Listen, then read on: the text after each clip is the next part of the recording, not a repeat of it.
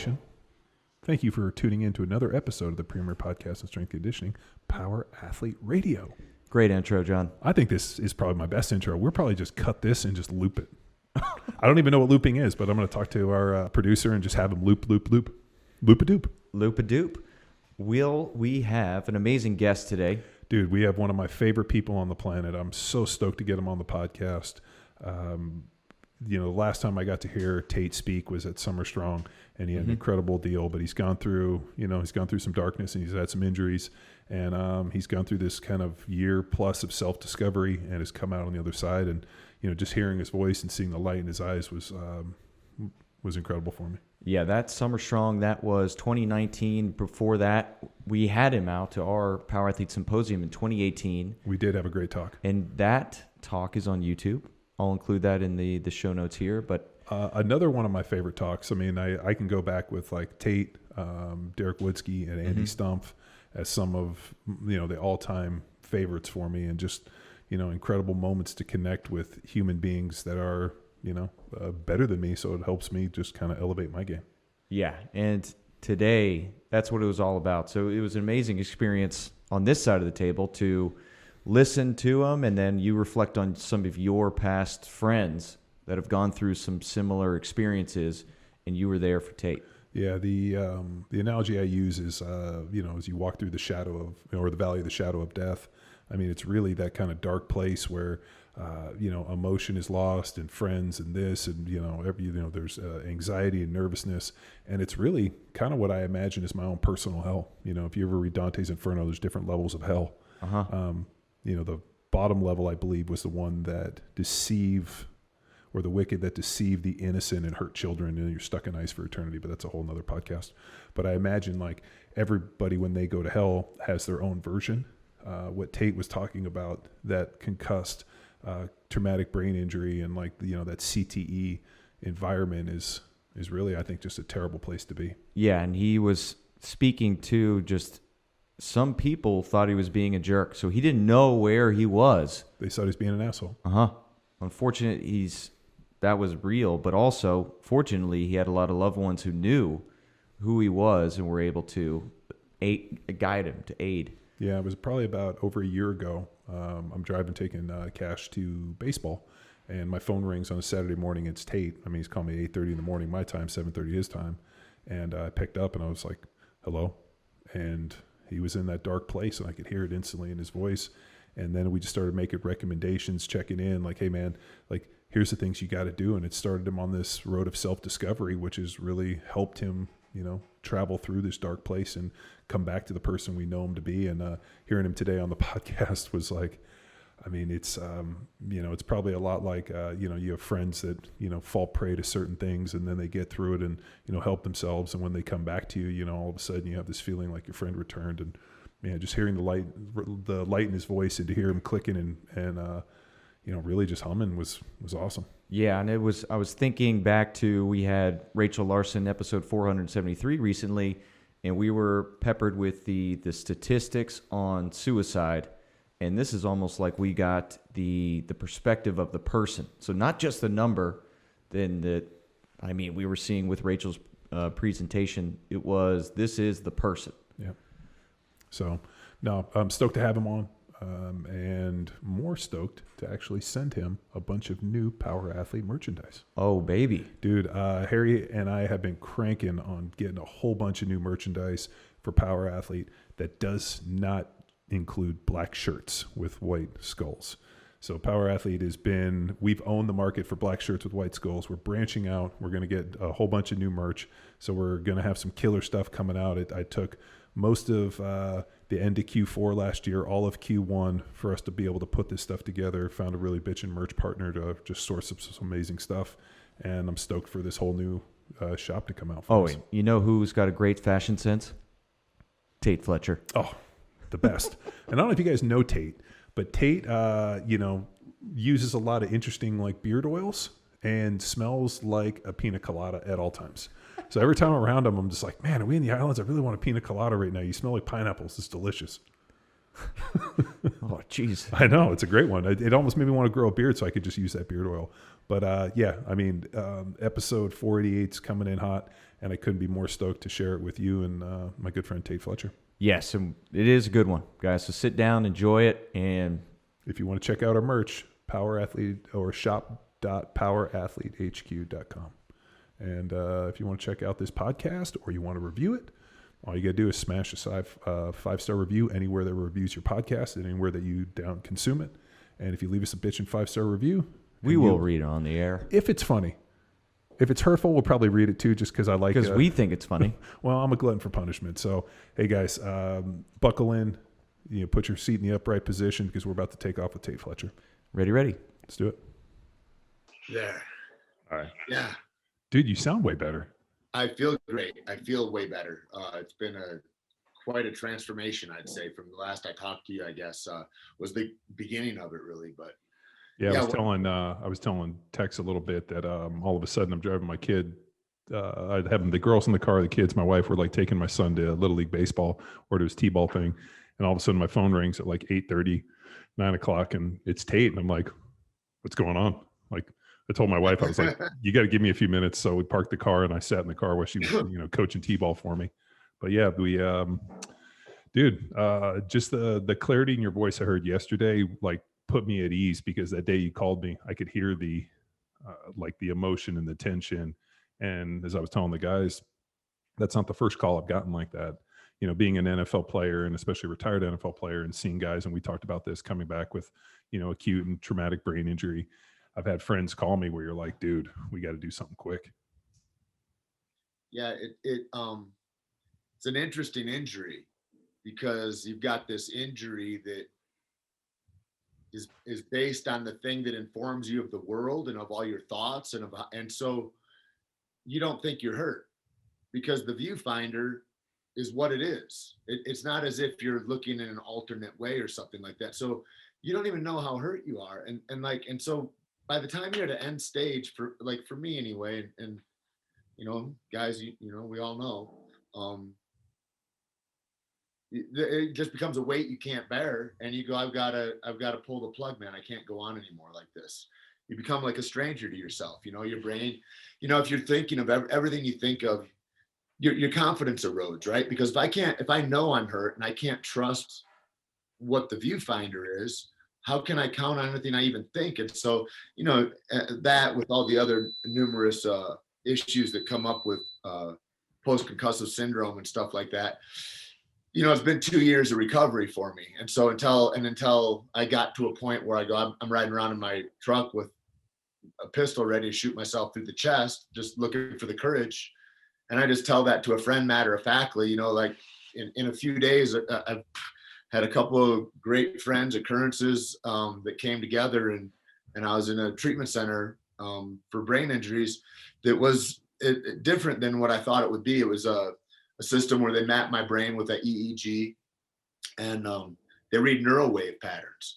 And it's a treatment that's done for TBI. So there's a lot of war fighters that were at the place I was at, combat vets, and autistic kids. Apparently we got some things in common. And those neurowave disruptions, they want to get them congruous again. And so that's the idea. And to do that, they shoot magnets through your head. And it's a... Was this out in This was out in California, Newport Beach, right? Yeah. And in that, it feels a little funky or whatever. You do it for a while, you're tired, but like the first week, I'd had a huge experience of a turnaround, of a melting away of depression and just hopelessness that I hadn't had. I mean, I'd had that depression with me since I was a little kid. TBIs over the years of fighting and everything kind of exacerbated things, I think. But I think what happens, I was talking to a friend of mine, is big wave surfer, Shane Dorian, and he goes, I think what happens, what we believe happens with CTE, or what they did believe happened, which they wouldn't know until they would splice your brain up after you're dead, and then they could read the degeneration. But the idea of that, it's a horrible idea if you're sitting there with a brain injury, because you think eventually my brain just keeps choking itself off and dies, and I atrophy and I become more and more confused. And Shane and I were talking, and I don't think that's what happens. I think the brain is highly neuroplastic, and I think that it people talk about it fixes itself, and I think what it does is it finds a way. If there is an obstacle, if there's an infraction, an explosion, this, I think that there's a a break away from the synapses or something. And I think that there's treatments that you can do that realign that. I think every time there's an infraction, there's a workaround. The brain finds a way. I got to get the information from here to there. And then it does it again, and then again. And then eventually you're in the midst of this post-concussive syndrome after, it takes years, I think, for a lot of this stuff to develop. I mean, it's important to say, I think I probably walked off, I don't know, 100. How do we quantify a concussion, but like walked off a lot of damage, never thought about it. This last one banged me and I went to a black abyss for about 2 years, Anyway, there's a lot in there, but I'm really excited and stoked to be here just because the first time I've done a podcast about it or really talked anything about it. And it's an important subject to put out there. I didn't want to talk about it while I was in the healing of it a whole lot because I was fucking confused and in the healing, man. And you don't know if you're going to make it. You get a brain injury and you go, I broke my vessel that contains all the energy that's me. And then how do I get that again? Because anytime energy comes in, I feel a little better. It just leaks away. And so that's what I thought too with this last bit of therapy that I did. But it seems to have been sticky. I'm able to work. I'm able to work out. I've got my balance. I had neurogenic tremors and stuttering and shit the last couple of years. That's gone away. I'm mended on almost all fronts, except I still have I have a little bit of anxiety, and then I have a whole lot of nausea still. And I don't know why that's part of it, but that's been part of it too. But I've had to look at myself like holistically, like gut health. I've looked on every level that I could. And then I find out too, last summer, before I went to this brain clinic, they go, yeah, you got, we want you to go in and get your plaque tested also. So I tested all that and they're like, yeah, have you had an incident yet? When was your last incident? I'm like, never, what the fuck? And they go, you've got a history of familial cholesterolemia. And so all I could do is laugh. I go, I'm already dead fucked. And now I got this too. I'm like, all right. And, but man, it's a fucking beautiful day just to be able to be like excited to take on the things instead of feeling like so overwhelmed. You're like, I'm not doing this anymore, man. I'm out. And I don't know what that is, but I understand it well. And I know that, it's hard to look back at your life and go, well, because you're in complaint all the time too. For like 2 years, I'm in complaint. How you doing? Oh, fuck, I can't drive a car. I fucking throw up if I walk too fast. If I'm in the sun, I start sobbing, crying. I can't go outside. The grocery store is fucking terrifying with those broads with the carts pushing them around like you got a micro just to go to Whole Foods, for God's sakes, And so the whole thing, it was like a whole reassembly. I did, 150 hours or something in hyperbarics. That was the first place that we started looking for help because of Joe Namath protocols. Because they told him back in the day, they said, you've got early onset Alzheimer's. And he's like, there's got to be something else. And he looked into like, how can I push nutrition via blood and oxygen into the deepest recesses of the tissues of my body and brain? And he, remedied himself. He's really a lot like Louis over at Westside Barbell healing his own back over and over again or something like that. It's like there's these remarkable goddamn men out there that are like, you know what? That's not a right answer. It doesn't ring true to me, and I'm going to search out some other things. And thank God there are guys doing that all the time. The interesting thing with traumatic brain injury, and especially like chronic brain injury, is it just kind of happens slowly over time. And when we obviously had our conversation and some of the stuff I've gone back and over the last 10 plus years, 20 plus years, when you talk about concussions. When I came in the NFL, they told me I would know I had a concussion when I got knocked unconscious. So if you get knocked unconscious, it's a concussion. When I left the NFL, I remember I was in my 10th year and we're going through the same talk. They actually were like, hey, you get a concussion when you hit and there's any form of disorientation. So you get your bell rung, your eyes go crooked. All of a sudden, you feel lightheaded, like, out of body experience. Based upon that assessment, how many concussions do you think you've had? And I remember being like 70,000. Right. I've only been knocked unconscious maybe 1 or 2 times, but I mean, how many times have I had my bell rung? Pretty much every single play of every game. And, maybe 10, 20, 30 times in practice. I mean, dude, we hit with our heads. It was part of the deal. Yep. So when I retired from the NFL, and I went to Dr. Amen and was in that NFL clinic, or the NFL study on traumatic brain, and went to the Amen clinic for it. They did all that brain mapping and they did a bunch of stuff. And the part of my brain that was actually damaged was over here in my left frontal lobe. And I think you're 100% right in that when the body shuts down or a part of the brain gets damaged, it finds a different way. It just creates new pathways. And, that goes back to Dr. Bueller's work.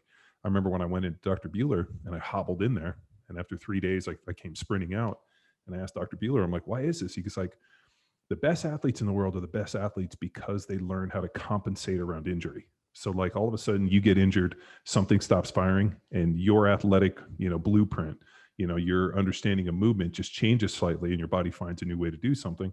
Somebody else just physically can't do it. The best athletes just keep finding a way to recruit and to work around it. Then all of a sudden one day you get to the point where the straw breaks the camel's back, and enough things are wrong where you can't do it anymore. And that was what happened with me. All of a sudden I was playing, started 16 games, I go get hurt, and physically I just couldn't do it anymore. And it wasn't until I went and saw Dr. Bueller and he worked on me that I realized, oh shit, one, if I'd met this man 10 years ago, I'd probably still be playing the NFL. And the scariest part was if I had met him 10 years ago and continued to play in the NFL, how much more fucked up would my brain be? And that was really like my first step into understanding it. The other thing, I think I talked to you about the cranial manipulation he did for me, where he put the balloon and did like the rhinoplasty. They put a balloon in your nose and then they expand it, and he cracked all the sutures in my skull, and it like relieved this pressure that I didn't even know I had, and I didn't realize was there until it was gone. You got to tell people too. You got to let them know that like what a suture is, because the first time you told me that, and I know I'm an idiot, but like I'm thinking it's because your head is sewn up, but that's a different term in your cranium, right? Yeah. So people think that the cranium is actually like fixed. It's not. Like if you have a baby, I mean, their skulls are pretty flexible, which allows them to get through the birth canal. And then over time, so all the different pieces, and they're connected with what's called sutures, they harden over time, and then our skull becomes hard. But it actually still flexes and moves unless you get a ton of calcification and a lot of other stuff that comes from traumatic brain injury. And then that stuff gets scarred down, and then no longer can the brain or the skull flex and start getting movement, which allows for the blood to pump through and a bunch of other stuff. So actually what happened from all the hits, my brain became scarred down with all the scar tissue and calcification, and going back and actually cracking that completely changed. It was like one of those like moments where it happened and I felt like my life changed. Yeah, I was like, oh man, like it was like it was like I was like in like underwater pressure. When you're like at 60 feet, like just at 2 atmospheres, and you feel that pressure, and you don't necessarily notice it because you've been there so long, and then you come up and you're like, oh man, I got rid of that stuff. I'm eager to try that. The other one that really tripped me out was as I retired. I remember it was like 2008, 2009. I was going through a bunch of stuff. I think I was looking for like a computer cord, and I went and found, as I was digging through, I found a bunch of papers that I'd written in college, and I found my thesis from grad school. So I opened it up. As I'm reading through it, I was like, holy shit. One, I was a good writer, and two, I don't even know if I have the ability to access that level of information anymore. And it was like, that's when I realized it was like a bridge too far.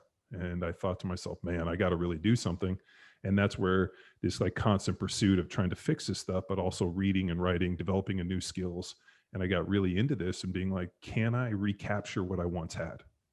It's a fantastic self-awareness just in what you just described, to be able to go, I'm not what I once was, and also endeavor to do something about it. I mean, it's incredible. Well, I mean, people just kind of get stuck in this like hopelessness where like, and you said you were stuck in this kind of dark hopelessness where you didn't know how to get out. And you either got to, pick up a phone and call a lifeline and hopefully have somebody drag you out of it, or you have to have this really interesting self-realization, which I had, where, and this is something the other day, Neil Kamamura, from Forged in Fire, who makes all those knives, he stopped by, Power Athlete, and we were kind of hanging out. And my training partner in college, a guy named Drake Parker, his uncle, his dad's brother, was Ed Parker, Elvis's bodyguard, and the start of American Kempo. Yep. So in the summers, we'd go over and stay at Drake's house, and we'd go train in Hawaii, and he lived in Kaneohe. And I was talking to or I was telling Neil, I was like, yeah, we used to go eat at this place. We'd go to Makapu, we'd go to Sandy's. And I was kind of giving him the layout of our day. We'd wake up, we'd lift weights, we'd eat, we'd go, body surf and kind of hang around. And he was like, how long ago was this? I'm like, I was like 18, 19, 20. He's like, the fact that you remember all of these names, and you probably, if we put you there, could get back. I'm like, 100%. So there's like a really interesting thing within my memory where the memories from when I was a kid up and through college are all pretty fixed. And then for that 10 years in the NFL, all of a sudden, like I lost a ton of ability to retain memories and information. And then since that has ended, all of a sudden now I felt like my memory has come back, because I mean, we'll get on the podcast and they'll ask me questions and I can like remember moments when I was a little kid and my dad and I, or my brothers, things we said, things we do that are just so crystal clear, where if somebody asked me, hey, December 31, 2005, you played in this game. Do you remember playing in that game? And I'd be like, man, I'd have to watch the video. I'd have to watch the tape to even like access that memory.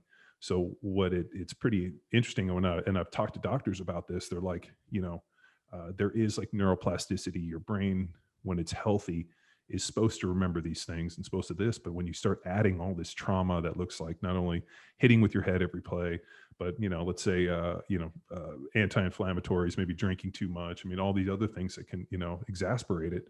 He's like, it becomes a real problem. And the fact that you've come out the other side and are starting to regain and have regained much of what you lost within that 10 years just goes to show that you can heal your brain. This idea that, brain injury is permanent, there's no way to fix it, I think is total bullshit. And when I was told that, I took the same stance where I'm like, you know what? I don't like the answers you're giving me. So I'm going to go find new people and I'm going to investigate this. I'm going to find a way to fix this. Yeah. And thank God that they're out there, and thank God we're as interconnected as a community. I mean, all the answers to whatever is going on in the world, right now, anytime, is community. Is like, we need one another. We need cooperation. And thank God we're as connected as we are, so we can overlay experience and all that. The one thing that I want to say, especially, I mean, I speak to whoever is hurt or thinks they might be or something like that, is that, you're talking about well over 10 years of healing, right? And it's like this idea that I'm going to take a pill and I'm going to feel better from this thing that I've been dropping my computer on cement for 20 years. And I think the information's not going to be jumbled. Like, that's insanity, right? I mean, this is our processing center. And so inside of that, when I first get confronted with it, I go to a neurologist and she says, yeah, take fish oil. And if you're not feeling better in about 8 months, go ahead and we got some Alzheimer's medicine for you. I'm like, how is that the answer? I'm like, you're not curious of stem cells, hyperbarics, ketamine, we do like all sorts of gyrometers, like there's 1,000 things you could talk about. And she's like, yeah, that's not what we do. And I go, are you not even interested as a healer? And she's like, that's not what we do. And so in that, you're left to find your own way. But what she did say that was true is like, it's going to take a couple years. And I couldn't accept that at that time. I was like, it just seems unreal, except the injury itself. I mean, in that confusion of I can't do anything, there's a great focalizing thing where it's like, I have to sit and I have to just be with my breath and follow my breath. And that's what I'm reduced to. And there's a wholeness that you can get, an equilibrium again. And it takes a couple of years. I mean, that's been my experience. I've done some profound healing because of braintreatmentcenter.com in Newport. They got one in Dallas, in Miami, I think. But because of them, I mean, that had a wholesale turnaround, but that was after a year and a half or something like that of this injury, right? And it just takes time. It takes time and it takes understanding. And what I didn't understand is like, my mama said, because you said you get hurt and then it expresses way later. Well, my experience 100%, brother, is that so before I went to this clinic, my mama says, and she knows I'm going, I'm so glad that you got hurt. And when I was hurt, I was ratcheted in a movie. I was pulled from my nape of my neck straight down and back. And it was just a funky setup and I should have done something different, but I was unconscious for 5 minutes. And so that was the latest injury that I've had. And then when I came to, it just started to fall apart. But about a year and a half after that, my mom says, I'm so glad that you got hurt. And I go, why is that? What are you telling me? And she goes, I've been watching you change, like morph for the last 8-10 years. You've been becoming different. And I go, you got to tell me what that means. You know, like I'd get, that's the other thing about the injury. I'd want to be very specific. Like because I'm learning a whole new glossary of terms for how to talk about my brain, my emotions, all these things. Right. And so she's like, you know, there's a softness and a kindness about you that was washing away, and there's an irritability growing, and there's all these different expressions. And that's also, I think, for loved ones or for the afflicted, you're like, why am I acting such a cunt right now? Or what? Like, it looks like a character flaw. It doesn't look like a brain injury, you know. And one of the persons that got me really present to that is our friend Dr. Kirk Parsley. And he starts talking about guys in the teams, and he goes, I just want you to consider that, I don't know if it's 80 decibels or whatever that a TBI occurs at, right, at that wave. He says every time they're going in zodiacs and they hit a wave, every time they hit is a TBI, Tate. You're in TBIs all day long. So to the point of like where they're like, unless you're knocked out, it's not a big deal. It's like, man, there's a whole lot of things, and we're just strong and resilient. So the more strong and resilient you are, well, fuck, you get to take damage for way longer. And you know, there's all that. And so I think now more than ever, you know, and I'm so glad you guys asked me here, but I want to get into a position where we can talk about, you know, mental health and getting guys back, because these fucking guys that go to war, they're blown up, they're this and that. It's like our greatest assets of this country become liabilities because we don't know how to take care of their minds after they've been subjugated to tremendous fucking force, right?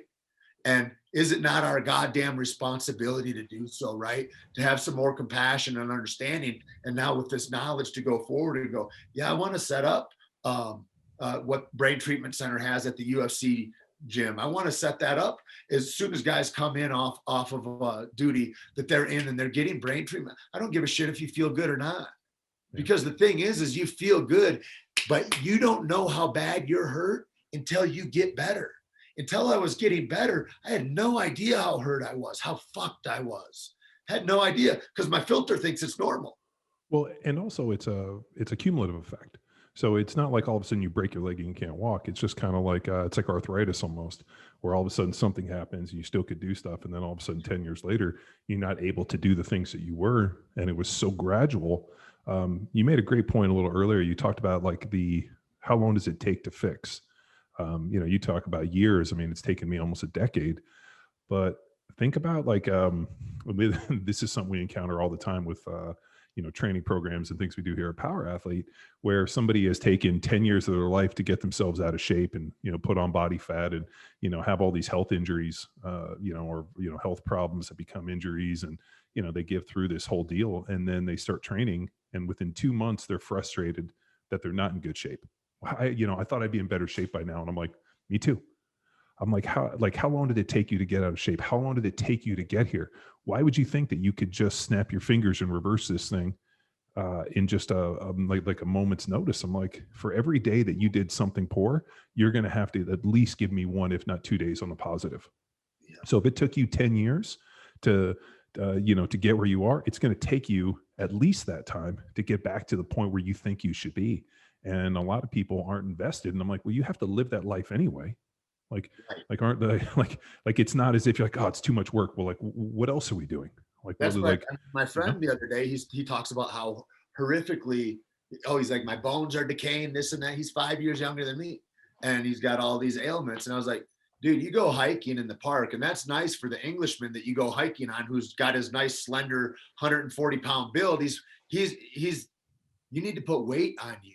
You need to deal with force. What do you think 60 is going to look like? And that's the thing, is like, you know, I'm sitting here thinking, you know, I guess I'm not going to die young after all, you know? And when it settles on you, you're like, oh, okay, I don't know how long I'm here for. So it behooves me to behave in a way that I'm going to be able to carry myself tomorrow. When I was working with my friend Harrison, the 94-year-old gentleman, he passed, but when we would go and work, and I would just look at, you know, such a beautiful thing, but instantly we would, because fear is a big part of it, mind, body. Because he starts going, is my balance fucked? And he's looking at his feet when he's walking, and then he walks jittery. And I go, okay, let's be upright and let's have a bottle, and out of our peripheral we'll just throw a bottle, and little things like that got him connected to where he could walk. And I go, and then I see pro athletes in the gym, and I see CrossFit, all these different people doing different shit. Everybody, Harrison, me, Ruben, everybody is just working out to do the thing well that they're doing, that they want to do today. Harrison, I want to keep being able to get off the toilet. You know, Ruben, I want to strangle everybody I see. Whatever your goal is, it's like, I just want to be able to keep living this life. And so how do I support that physically, nutritionally, and all that? And I really commend you guys for what you do, because we don't have learning plans for our body, you know, in our fantastic crack up school system that we have. I mean, I can't even imagine if I sat in a school class right now, I would trip out, I bet. Yeah, but, no, well, you wouldn't be able to do the math. This Common Core thing was super confusing, and I took math in college. You brought up another piece that isn't discussed, and I don't know if it's a cultural thing or what it is, but this idea of, and I think it was Chris Rock made a good point. Like he said, nobody cares about men. Everybody cares about women. Everybody cares about children, but men are completely expendable unless you can provide something for women and children. And I don't know if you saw Chris Rock's comedy special, but it was pretty funny. And then all of a sudden, it was kind of like we were talking about Dave Chappelle. It's funny, and then he takes it to a real serious place. And he's like, I got divorced, and I realized that there's no value in being a man. And the things that you're going through, if you're like, hey, you know, I'm having these problems, and you just need to man up. You need to quit being a pussy. Like, these are things that you should deal with. Like, this is all on your mind. Because you as the man have to be this provider. And if you can't do those things, then no longer do you have value in this society. And, you know, as we're talking about this, you know, when you reached out to me, because I've gotten those phone calls before and because I've dealt with it, like instantly I go from like a 2 to a 10. And I realize that like the severity of this, and it takes more courage for you to reach out and be like, man, I'm having a fucking problem, more so than like, oh, I'm a dude, I'll just fucking bury it down deep and hopefully it fixes itself, which doesn't happen. You know, the amount of friends that I've had, and I remember the Junior Seau one fucking blew my mind, because I knew Junior. I played against him, hung with him. I mean, I watched that man drink me under the table, you know, numerous times. And to have a guy who I thought owned the space wherever he went, have that level of like depression and suicide, and to be able to kill himself, like that threw me off my rocker in so many ways, because he was the biggest, strongest, baddest dude I'd ever seen. Yeah. And to have it, you know, come down, and I'm sure you've seen it too. So like that discussion of, dude, there are value. And more importantly, you know, why does society not want to hear this? Well, the other, you know, it's hard. I was going to say it's hard being a man, but boy, there's a sound bite. The thing is, man, is like, yeah, there's an expectation, right? Everybody's got different privilege, if you call it, you know. I don't worry the same when I walk out to the parking lot when I leave the grocery store and it's dark, the way my mama has to, or whatever, right? There's different assets, and there's all that shit that everybody has. But when I look at like men as they grow and age, and watching this, and I think there's this testosterone, there's this drive to dominate, control, compete. There's all these things that you have to go, and how do I center this and be a whole man that's useful to my community and that isn't in chaos all the time amidst all this turmoil that I've got to deal with, just as far as an operating system for my fucking body. And inside, like when that is like not harnessed or anything anyway, it comes out weird. And so if I'm not directed, disciplined, intentional with the way I want the energies in my life to go. So as an athlete, I'm trying to crush whatever I can. And then as a coach, I'm trying to help whoever I can. And in that coaching, I look at like, why coaching? Well, your body doesn't work as well to be a prime athlete. And so you can be helpful here. And like, there's all these ways where you take footsteps and you can be helpful, letting people know the lay of the land that are coming behind you. Or you can continue to try to dominate and suppress them, right? And it's like, I think guys get to make a choice of that. The guys that try to dominate and suppress, you see who those guys are and what it turns out at 70. And then you see guys that go, hey man, my life is because my life now and your life, I mean, a lot of it is to clean up a lot of the recklessness and the drive that my previous life had, right? And everybody's going to need to do that. So how can we curate ourselves so we can have a better experience evolutionarily for our whole communities and peoples everywhere? And that's the conversation of this, is because if you can keep your, I mean, I think back and thinking when you're playing, bro, if you could have been doing any of the treatments at that time, breaking all the seams of your brain out, if you could be doing NAD drips every week, if you could, I mean, you'd be getting a lot of bio trash out of your body. I mean, and we know these things now. And so now I think it's like for us to ring a bell and get people that are engaged, because, you know, let's not wait till it's too late, because God damn it, we're lucky, man, that we're alive here today, breathing. Amen. And happy about that. And that wasn't the case shortly ago for me. And so I'm a bit passionate, and I get in my feelings about it, man, because it means something to me, because I know what it feels being that empty, being without a light. And God damn it, there's a little flicker in you. If we can embolden that somehow and go, maybe there's hope. Because at the end of the day, I buried one of my best friends that was killed a long time ago. His mom's sitting next to me, holding my hand at the casket. She goes, Tait, don't let your mama bury you. You're not supposed to bury your children. And we're in tears. And this is a long time ago. And this last summer I thought, and it's one of the things that I've held in pride. I've taken care of myself. I've been well, because I think being a good friend, what do I owe you as a friend? I owe you me taking care of myself. I owe you that I'm not going to make horrible decisions for myself that are going to leave you heartbroken. Like, there's a bond of my friendship, let alone what it is for my mother. And at the end of the day, brain injury wilts it all away so much that I'm like, I'm going to have to go before you, Mom. And I don't know how to hold it anymore. And to not be in that position, man, that's a bright fucking day. And so if you are out there in that way, I just think, I mean, you got to hang on, and you got to know that there's answers, because there are, and also that you're not alone, you know? Well, I mean, the advancement in the last 10 years is like exponential. So when I retired in 2009 and I got into Eamon's deal, and they, I remember like sitting with all this brain mapping, and I don't know if I've told the story on the podcast, but I'm sitting there, and I went through about 3 days worth of cognitive testing. They did intelligence. I mean, it was like a battery of tests, all this brain mapping. I did CAT scans, MRIs, the whole deal. So I go for like the final checkout with them, and they're going to give me all the results. So we walk in, and they were like, hey, do you want the good news or the bad news? Which I think is a terrible way to approach life as a doctor, especially fucking for people walking in on this thing. And I was like, well, give me the bad news. I like the bad news first. Let's end on a positive note. They're like, well, we can tell you played predominantly on the left side. I'm like, no, I played half my career playing left guard. I played the rest of my career playing right tackle and right guard. And they were like, well, the part of your brain that took the most amount of damage was here on that left frontal lobe. So we realized from, you know, all the hits right there on the left side of your body, we usually assume you're on the left. Guys in a 3 technique, you play inside, you're going to be hitting with that side of your head. And that's the part of your brain that deals with sympathy and empathy. So I was like, okay, for your job. Yeah, which is hilarious. And I was like, okay, so I'm an insensitive bastard. I get that. And they were like, you know, all of our emotional and cognitive and all the, you know, the testing that you did that wasn't, you know, with, you know, scanning kind of affirms this. So I was like, oh, okay. So what's the good news? Right. As you told me, I got brain damage. They were like, actually, intelligence wise and cognitively, you were the smartest dude we've ever tested. And I was like, ever? And they were like, well, you know, then I was like, or just within the confines of the NFL study. And they were like, well, within the NFL study. Football players. And I laughed. I laughed. I was like, okay, so that's like being like the best looking kid in like the class of ugly kids. Like, I'm okay. So I'm the smartest football player. That's like a total low common denominator.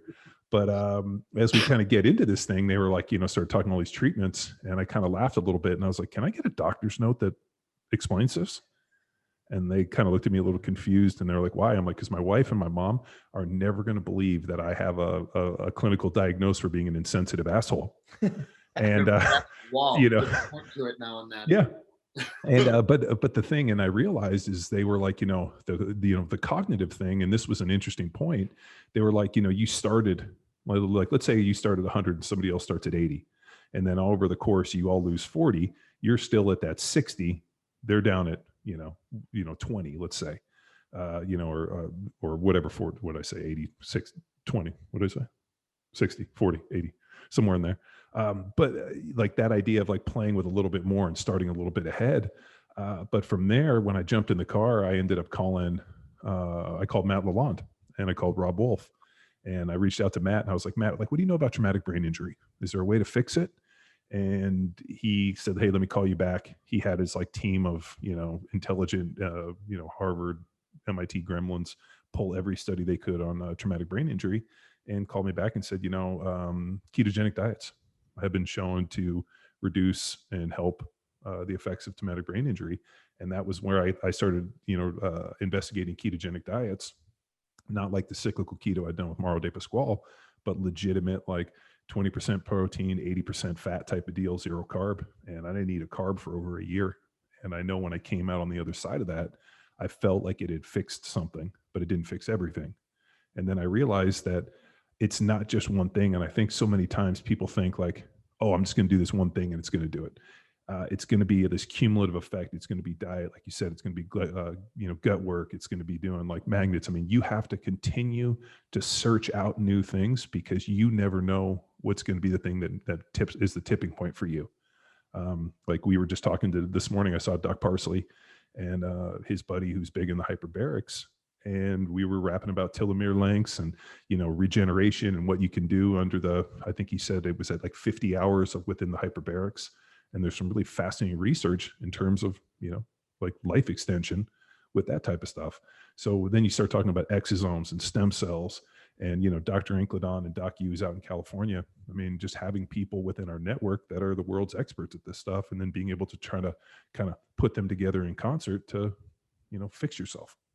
Yeah. And seeing that all those health modalities are being more expressed in the United States. I mean, a lot of folks are going to Panama or whatever. I mean, if they have the means to do that, and I understand that for most people, I mean, years ago, listening to that, it's like, that's a great, I'll never get better. I have to go to, how am I going to do that? I can't take 3 days off of work or whatever the thing is. Right. And so now things are getting closer, cheaper. I mean, things are becoming more available in real true healthcare. The other thing that's fascinating is it's like, you don't know with the infraction on the head, how that expresses and how long it takes to express, et cetera. The same thing with healing.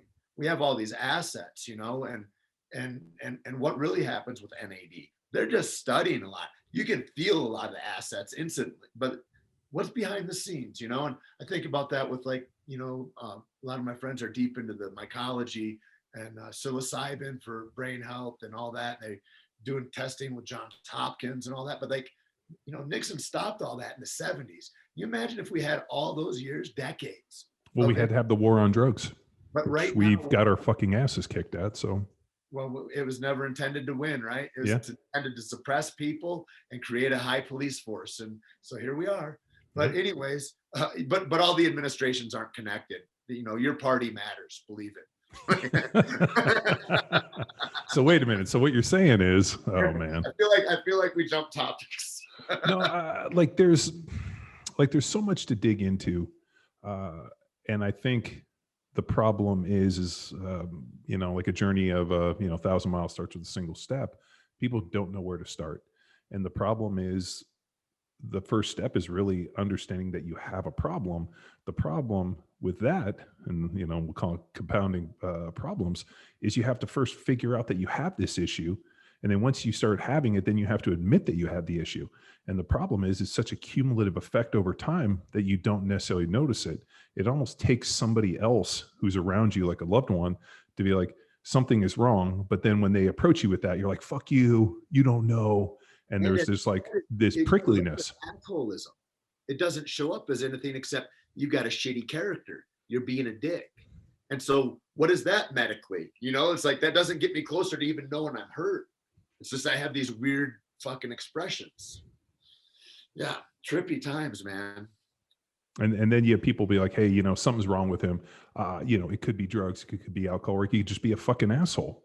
And not realizing drugs and alcohol too, a lot of times, because we try to mask that with that. I mean, I don't know how many guys, had to get off pills before we could even get them started on a place of treatment, and then some guys, you got to get them on a place of treatment before they can get off the pills. And it's like everything's so individual, there's not like right answers necessarily, except that we do know that if you have a brain injury and you drink upon a brain injury, you're giving yourself another brain injury.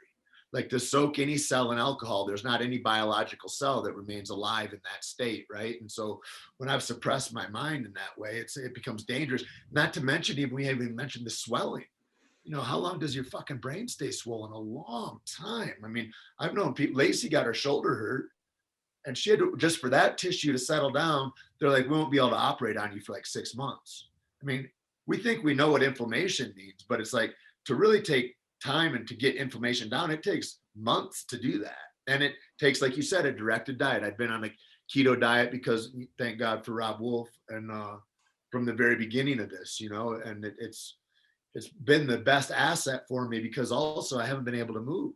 And so, I've, in 2 years, I've probably done 30 workouts or something, but if you eat correctly, your body nourishes itself. It doesn't hold a lot of extra weight. Like I've been able to keep some semblance of shape with that way too. But like, if I'm not cognitive and directed in the ways I think, then I get sloppy fucking results.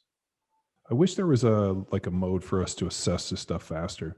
Like, like we said, like, people within your circle, but then also when this starts to happen, people start alienating people out of their circle. I know that guys who, that I played with who were good friends, all of a sudden, like something small, and next thing you don't talk to them, and you're like, wow, that didn't seem real, like insurmountable. Like, why was that the crux? And you realize that this is part of this neurodegeneration. This is part of the problem with a lot of these guys is that they can't take in this information. They can't separate it. And it just becomes this kind of jumbled where everybody's attacking me and everybody wants this. And it's a scary deal. The one observation I made, and maybe you saw this as well, with the UFC and the fighting and whatnot, it seems to me that the guys who I played with who took the most amount of painkillers seem to have the most amount of problems now. Yes. And that was interesting when I started talking with Dr. Incledon with like the pain neuromatrix, how they found the same receptors in the gut that they found within the brain. So obviously you take a pill, it affects, it gets into your body, but it affects all of the receptors in the stomach that end up mirroring in the skull. And now all of a sudden, like, the opiates and whatever, start deteriorating the lining of the skull. And there's a million different things that happen from abuse of that. But then also what they've never really studied is what are the effects of these opiates in a concussed state when somebody has a brain injury and you give them, is it the same as alcohol? Yeah, I don't know that question. I know it's a bear to unwind though. And I know like guys come over from Afghanistan, they come back, they're newly married when they leave. It's like, you come back a little different. People want to put up with you less. And so then your closest one to you maybe leaves, or like there's all that kind of stuff. And so what do you think about like, I mean, it's kind of like when they talk about how we're going to do this thing with COVID and get the vaccine out to folks. I mean, the way that makes sense to me, it's like if everybody's over 70 that's dying, we give it to all the 70-year-olds and older. Like, I mean, it's so in that way, and that just makes sense. But like, if you are in the service, if you are a combat athlete, like football, lacrosse, hockey, fighting, wrestling, whatever. I mean, I've seen guys in wrestling just double leg and hit the ground, no head trauma, unconscious. And that's because you get, I don't know what that mechanism is where you go out quicker, where your resiliency to stay conscious due to concussion decreases. They studied this with fighters. So what they found, that actually there's a natural selection for fighters. So when the brain is tight in the skull and there's not a lot of room, the brain gets like slosh. So that's where they started looking at, like, why is it some people can take a punch and others can't? When the brain is smaller and the skull is bigger and there's more distance, then the brain ends up bouncing off of the walls of the skull and people get knocked out much easier. But the problem is when your brain is tight in the skull and there's not a lot of slosh, obviously you can take more punishment, but the punishment's felt more in the brain because there's less distance. So they did a bunch of like, cranial scans and all this of all these different, it was boxers, try to figure out like, and you've seen it. I mean, dude, like I remember in boxing, like I could take a punch. I mean, a dude hits you solid and you're like, keep going. Other people take that shot and they go right down and you're like, and it's kind of a badge of courage almost. Oh, that guy can take a punch. That guy's got a weak chin. Get knocked out for a long time. I didn't think it was possible, you know? But which is a crazy thing to say. I mean, think about how dumb a fucking kid is to have an idea like that. Yeah, I was the same way. I was like, man, I can take a punch. Yeah. And I've taken a ton. I taken them on the chin, you just think it's like a badge of honor. From friend or foe. I mean, sometimes that's your buddy. Yeah. But then that becomes the bigger issue, because what they were looking at is like, Muhammad Ali and, Parkinson's and all these traumatic brain injuries. And, who is the guy, Steve, the guy from the Saints? One second. Come up with like ALS. Steve Gleason, who got ALS. Kevin Turner, who I played with. I mean, all these guys, and these dudes were all big hitters. Gleason, correct. Steve Gleason. So there's like a badge of courage associated with it, but then it leads to these bigger issues. And then I think if, we start talking about swelling within the brain, and now you're adding opiates and alcohol and, medicating with other substances, now all of a sudden you run into more issues. Abuse. Because like if us, a couple of doctors, but if inflammation does stay present for that elongated period of time, once you begin, you're never not inflamed. You're never not at that hottest place to where you're susceptible, because you're always competing at that level. I mean, we know we're never really fully recovered on game day. No athlete is. You'd have to take 2 weeks off probably to get fully recovered, but we don't do that ever. And so, I mean, and then I think with head trauma, I'm like, yeah, man, fuck, a football player or something that like their heads are swollen probably all the time. Well, and then you think about like, I'll just give you when I was out in California and I went and saw Doc Yu, who does all the stem cells and the exosomes and all the crazy stuff. He was the first one to ever diagnose my right knee with what I have going on with it. So from all the extension and hitting, the popliteus muscle that runs in the back of the knee, because it was swollen so much, it actually calcified. And then the calcification of that muscle ended up putting a bunch of bone spurs, and there's just a bunch of like, they look like angry stalactites sticking into my knee. And so the back of my knee is always swollen. And because I can't get that muscle to relax, I've lost extension. And from there, the muscle, it's just stayed swollen for like 20 years. So he went through and he was ultrasound. He's like, dude, your popliteus is completely calcified. You can't straighten your knee. And I'm like, yeah, tell me something I don't fucking know. And then we x-rayed it, and he's like, and it's created all of this different, all these spurs on the inside that are just creating more inflammation every time you bend your knee.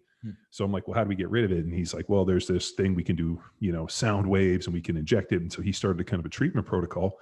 But I mean, there's just a muscle that's been inflamed and had inflammation in it for 20 years that effectively crystallized and calcified to the point where I'm losing range of motion and I can't extend it and I can't get full flexion because of this. Think about your brain now.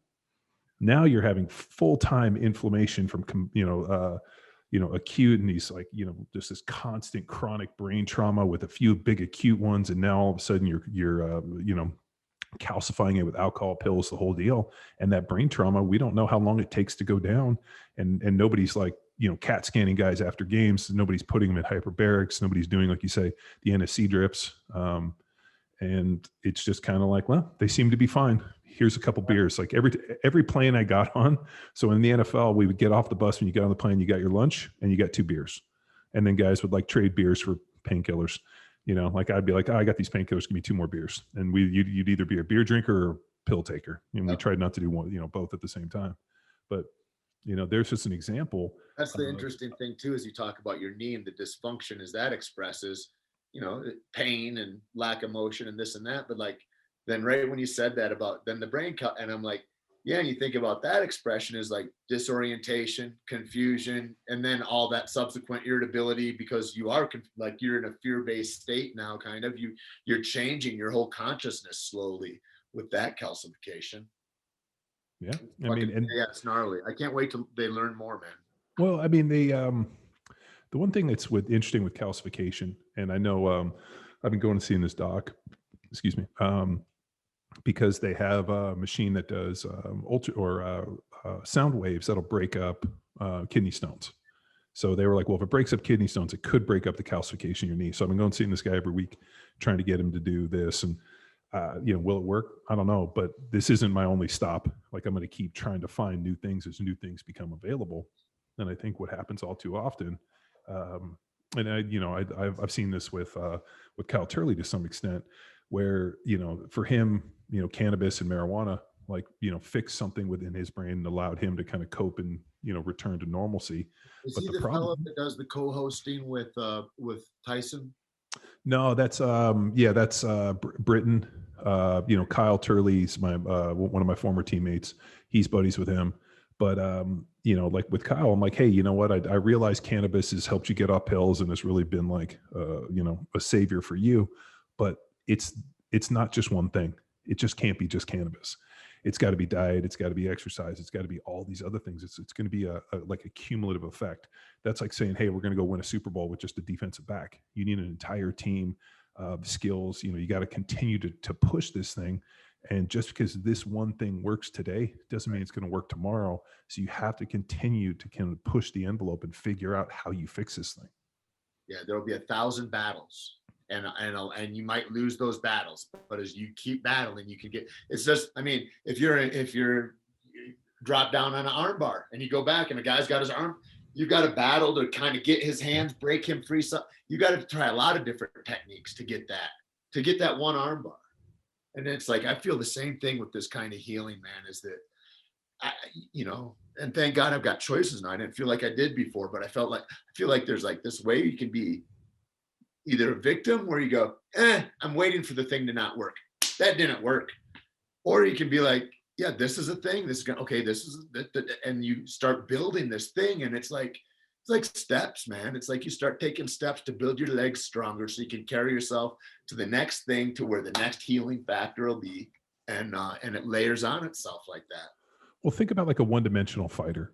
I was thinking like, it's like the same in the fight game, right? If somebody comes in and they're a, real good judo player, but they're not a striker, right. And all of a sudden they're going against another, grappler, wrestler, judo guy. And they, like look at Ronda Rousey, was killing people.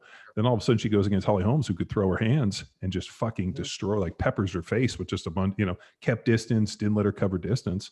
And she hadn't, it's not this, if she had a bad stand-up game, but she went against a skilled fighter who was much better in that. And now all of a sudden you see the effects. And it's just like, that's what the thing I've always loved about, the UFC and MMA is that you have to be so balanced. Like, you got to have your wheelhouse, but you have to be skilled in everything. Whereas in boxing, you just got to be able to move. And, you can have a guy like Floyd Mayweather who fights as long as he has. And, if you see at the end, they're like, the guy punched him 40 times and he hit the other guy 400.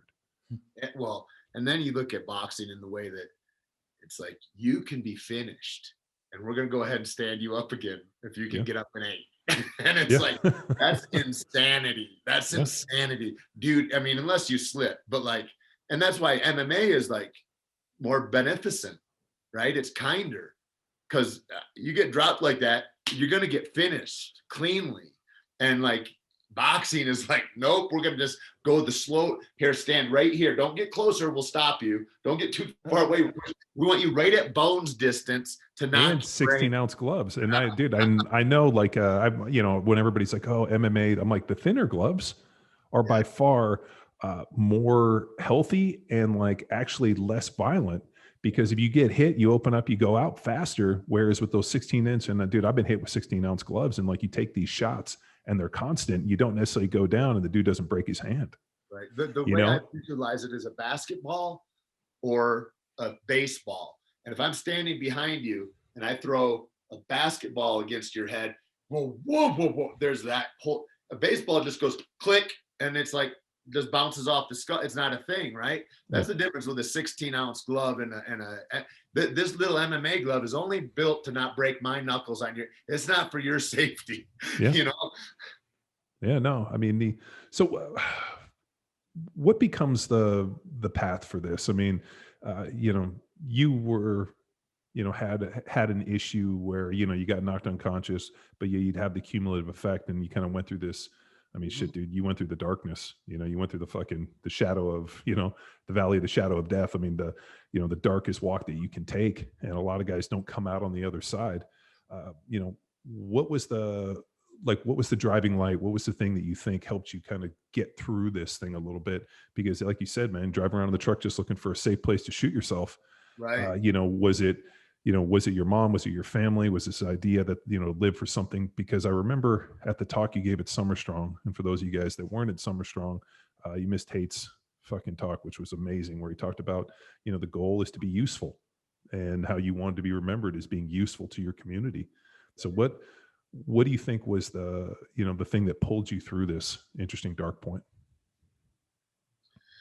My friend, Kyle Kingsbury, he says, during like the first few months of that, I'm just really confused, man. I said, it's like, and to the confusion to the point where when I was supposed to leave, when I'd gotten hurt, I didn't understand how to pack my clothing, and I didn't know how to get my bag together to take it downstairs to the lobby to go to the airplane.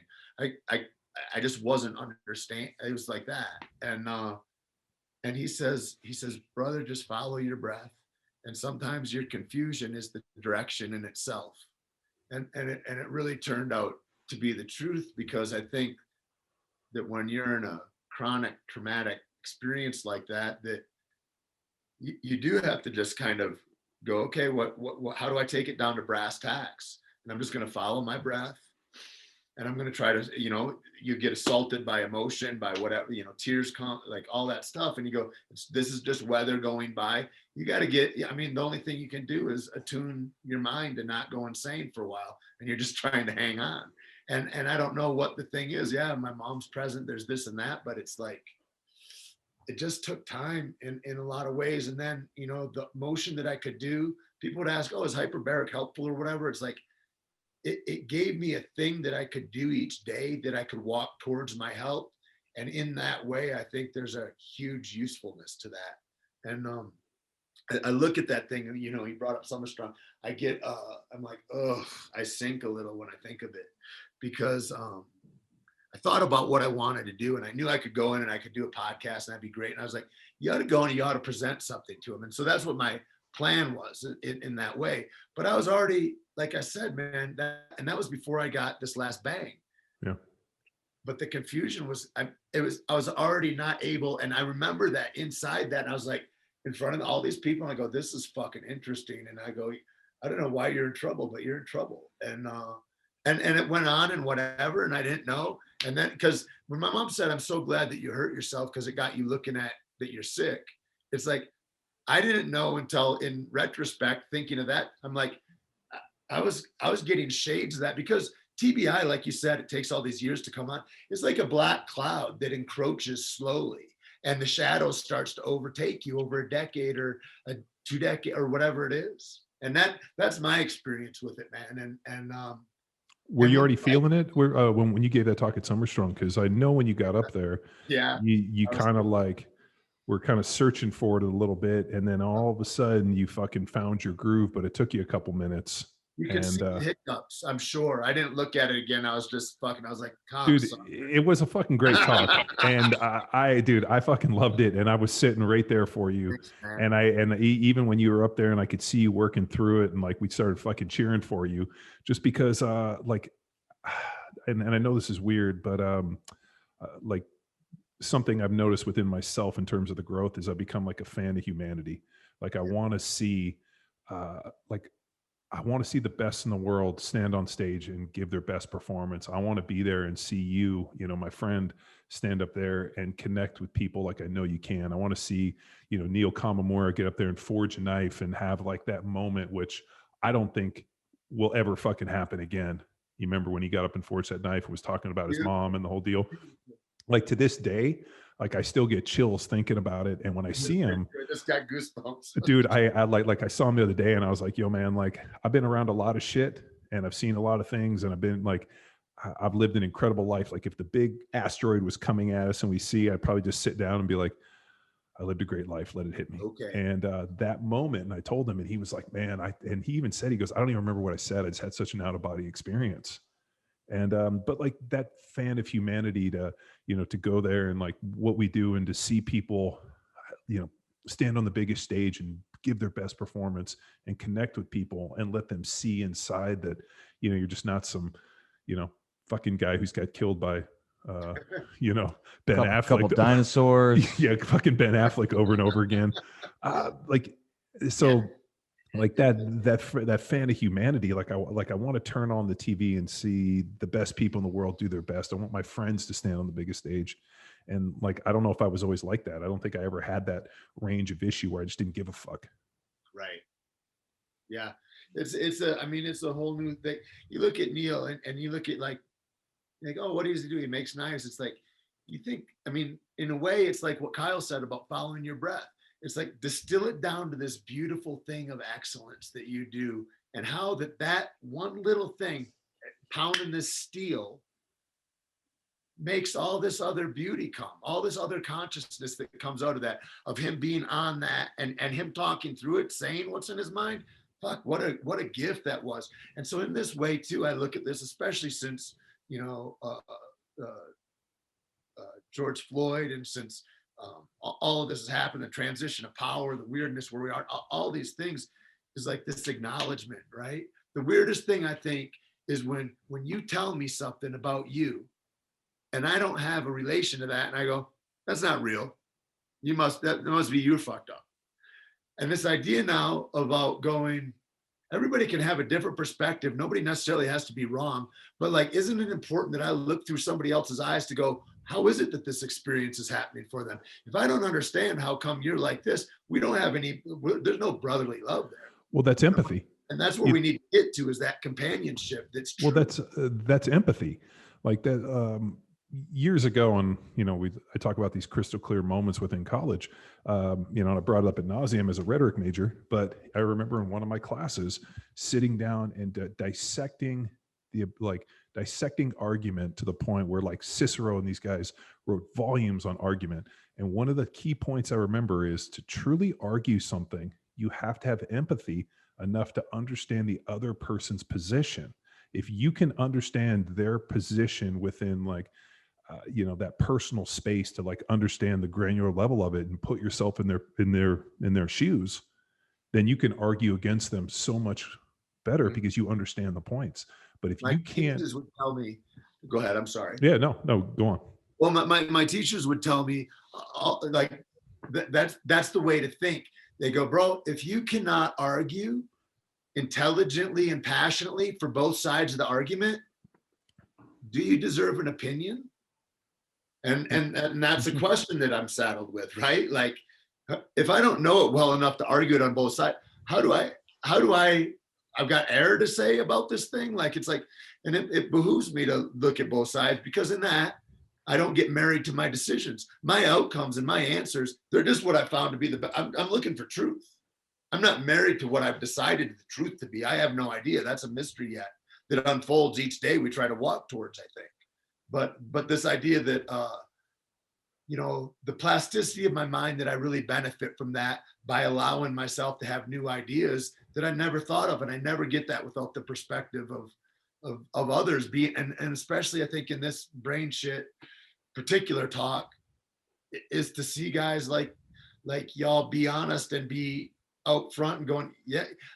This idea that if you're tough, you don't have problems, or there's some, I don't know what there's 1,000 fallacies probably around it, but it's like, I understand what glory is and honor is and integrity is, and I understand what brokenness is, and I understand what feeling like you just can't is, and being in those spots, man, to know that there's another way you can write yourself, and to know that no matter how dark your past is, that you can make it useful to those that are coming behind you if you write your ship and get it sound again. And isn't that the job, if I'm your friend, to make myself sound so that you don't worry on me? And I know you have coaching experience. Do you foresee now in the future coaching others through emotions, life, finding themselves based off your journey? I think Tait's going to start a mentorship program where people are going to reach out, and I know I'm in, and I know Parsley's in, and a bunch of our other friends are in, to help people start on this path And I think, like, like we said, like the journey of 1,000 steps starts with a single step, or 1,000 miles starts with a single step. I'm fucking up these, but if somebody has a problem, like we said, like the first step is realizing I have a problem. Then the next thing is, once you have the problem and you identified it, reaching out for your lifeline, reaching out to Tait or myself or whoever it is and being like, I need to fix this. Where do I start? So if somebody were to reach out to you, as their mentor, as their coach, and the person that's gone through this, dark, valley of the shadow of death, where do they start? Like, what's the first piece? I mean, we've talked about hyperbarics, we talked about exosomes, stem cells, magnets, cranial manipulation, keto, physical training. I mean, what, the oxygen induced exercise thing I've been testing. I mean, there's so many things. What's the first stop? Boy, I think, well, if you got the benefit of having a loved one around, count your blessings, and they can cook for you and make sure. But like, and that's been what it's been like for me. I've had a ton of help with people going, okay, getting a hold of Doc Parsley. Like, love and know Kirk can't pick up, I can't have a conversation. I'm fatigued after I talk for 30 seconds. I just couldn't, I wasn't capable. And so where's the first stop, I guess, for me is like, it's got to be your nutrition. It does have to be fish oil. I think you should take fish oil, copious amounts all day long. You'll know the result is too much when you shit your pants. But you ought to go up, like baby shits. But you ought to take it up to that edge, and you ought to learn what that level is. Take this 4 times a day. That keep fat levels in your brain going. You can do yourself a lot of favors. Ice baths. Disclaimer, guys, disclaimer, fish oil actually thins out your blood. So if you're taking a high volume of fish oil and you nick yourself, you could have problems. So just be real careful. If you're a first responder, don't take high fish oil. And I only know this because at one point we were recommending people to take like 30 grams a day. And I had a dude who cut himself shaving and had to go to the ER because he almost fucking bled out. Crazy. Yeah. Well, okay, yeah. Go on. So I thank you for that. Because I all the things, but that's what I did. And I went into hyperbarics, and in New Mexico here, it's hard to find them. A place did just open, I understand, with a hyperbaric in town, but used to be I had to drive 3 hours and all that to get a hyperbaric here. In LA, easy. I went down the block. What was the protocol you did for the hyperbarics? I think I'm sorry, go ahead. Well, what was the protocol you did with the hyperbarics? Did you do it every day? Yeah, I went every day for about between an hour and 90 minutes, depending on what kind of timing they had. So I went like 5 days a week. 6 days a week. And then how long did you do that for? About an atmosphere and a half, I think, is where you're at for brain injuries, is where they like to put you. And then I guess where somebody would start, it would depend on the severity of their injury and what their post-concussive syndrome was like. But what I would do, if you have any of it, if you have any brain fog, if there's any of that jazz going on, is I would go to the brain treatment center. You can go there for a couple of weeks for real cheap and find out if that helps you out at all. I don't know if it would have helped me if I was early on when my brain was really swollen. I don't know if I needed to get well enough to the point where I could take that treatment. I'm not sure what all the physiology is of that, but I am in the discussion, and I want to learn more, and I want to find out more.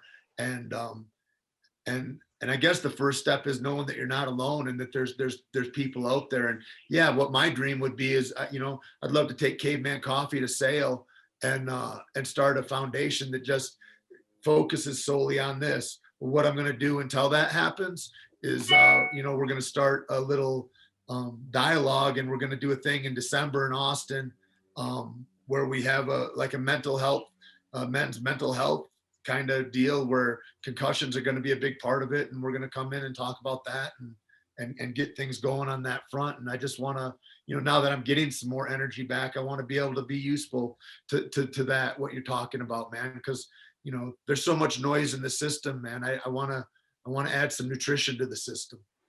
Well, I feel like all too often, to take this back to that idea of empathy, people have their opinion, and then what they do is surround people around them so that they create an echo chamber where everybody around you, and they don't want to have conflicting. And I think what's happened, especially within social media, is you follow the pages that, subscribe to the information that you're most interested in. And then you just kind of create this echo chamber that effectively, just polarizes people into one mindset.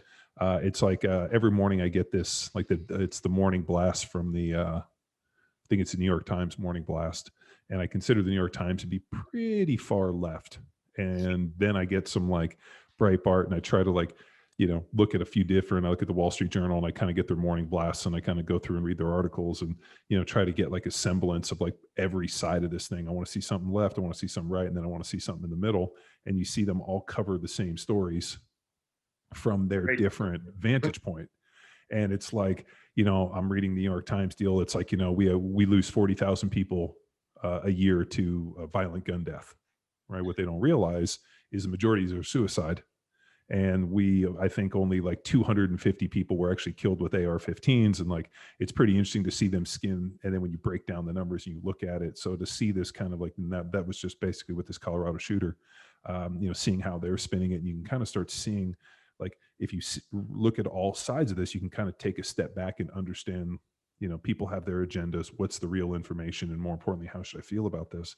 But I feel all too often, especially within social media and even within our own lives, we just want to hang out and, view and swipe and, be filled with information that confirms our bias and basically just creates a bigger echo chamber. Well, the thing is I believe the fallacy that echo chamber is correct, right? If you share my bias, then we're hearing the right news, and if we're all saying the right thing, then it confirms that we're safe. It's a thing of people cleaving to safety. The issue here is fucking independence, is freedom. And if I'm to talk about what real fucking freedom is, it means that, like, listen, like I said, it's not safe for my mom. I was a part of, I used to run security at this gay bar back in the day. And they had this thing called Women Take Back the Night. And this was in the 90s. And where was this? Was this in LA? In New Mexico. In New Mexico. And I come from Michigan. I don't know a lot. I mean, like I didn't know any transsexuals or transgender. I didn't know the difference between the two. I didn't know anything about. And so I go, what is this women spelled with a Y, take back the night? What's that about? And they go, well, it's, so women can feel safe and take back. I go, when have women ever owned the night? Like, that's ridiculous. That's like saying there's not monsters everywhere.